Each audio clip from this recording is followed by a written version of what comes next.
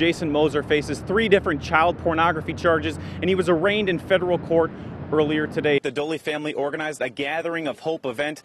That gathering has now turned to a time of mourning. There's multiple projects underway here in Covington. As for the Mutual building, which is right behind me, this is a historic landmark, and they want to change it into something a little bit more contemporary. You'd never want to see anything like this, but thankfully no one was seriously injured in this crash. Right now, both of the roads are reopened at this hour, and we're told this happened just after 3 this afternoon. You can take a closer look and see for yourself. These are the skid marks where the bus went off. Now family and friends are passing out flyers just like these to try and get any clues as to where this 21-year-old may be. The latest stunt involves using a light similar to this one. Now on this car, he used LED lights along the side here. He used lights on the front and in the back.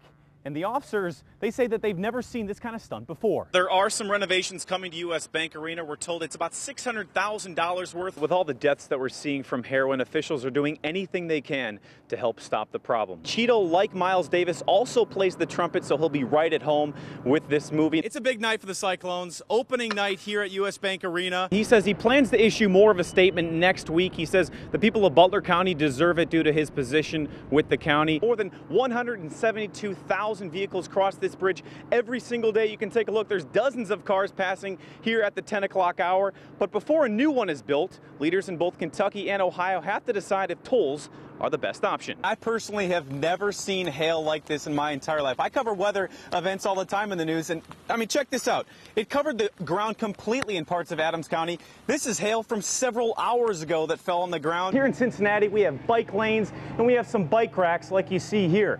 But cycling enthusiasts say it's not enough. But today's City Council took a big step forward in making this a more bike-friendly city. It's my time to accept that challenge, the ALS Ice Bucket Challenge. It's not too bad. It actually feels kind of nice, I'll be honest.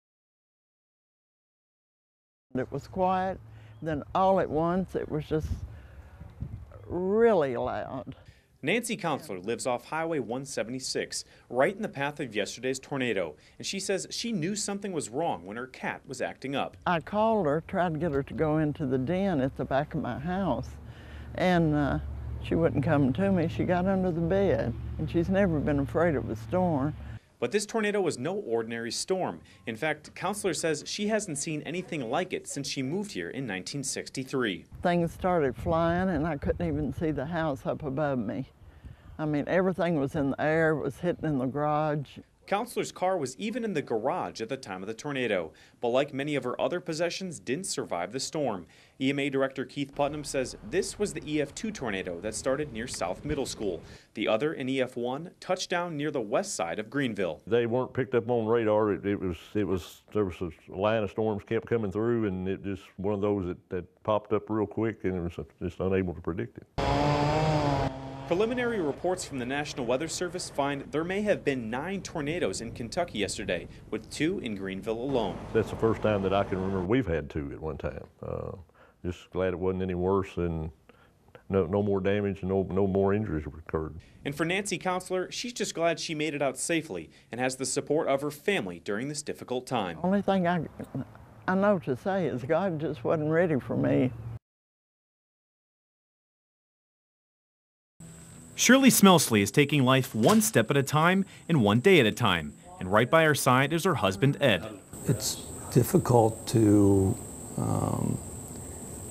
get up every day and know that you're still progressing through this disease. Symptoms for someone with ALS vary, but Ed says the first thing to go for Shirley was her ability to speak as the muscles in her jaw began to fail.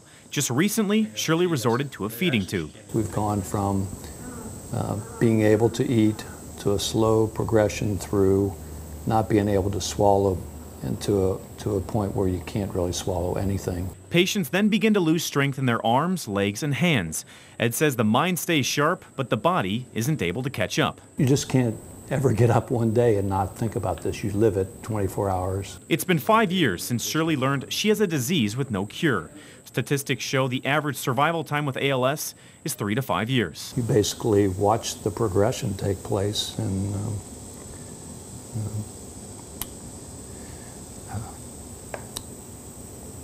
try to brace yourself for the end, because there's no hope at this point in time. But stats don't mean anything to Shirley and Ed, because today she can still walk, write, and communicate her emotions. She'll find a way to communicate, obviously, so one way or the other. And she can still force a scream out and yell at me once in a while, so. I am grateful to the ALS Association. With advancements in technology, Shirley depends on her tablet, and even has a shout out for two men in particular. God bless Bill Gates and Steve Jobs. We're just thankful we're in that age of technology. Ed says at first they had no idea how to handle the diagnosis, but over the years they've learned to channel any feelings of why us into a personal mission to help others. In 2011, they created the Sunflower Open Golf Scramble, which has raised more than $75,000 for the local ALS Association chapter. How do we now take the funds that are being raised and the awareness and build that into what it's going to take to sustain the effort and to drive the research? Nationally, the ALS Ice Bucket Challenge has been instrumental in raising more than $53 million in donations in just the last 3 weeks. Nothing's ever brought awareness about as much as it has just in this past few months. So it's overwhelming. Just a year ago, Shirley was climbing stairs, golfing, and gardening. For now, that part of her life is over.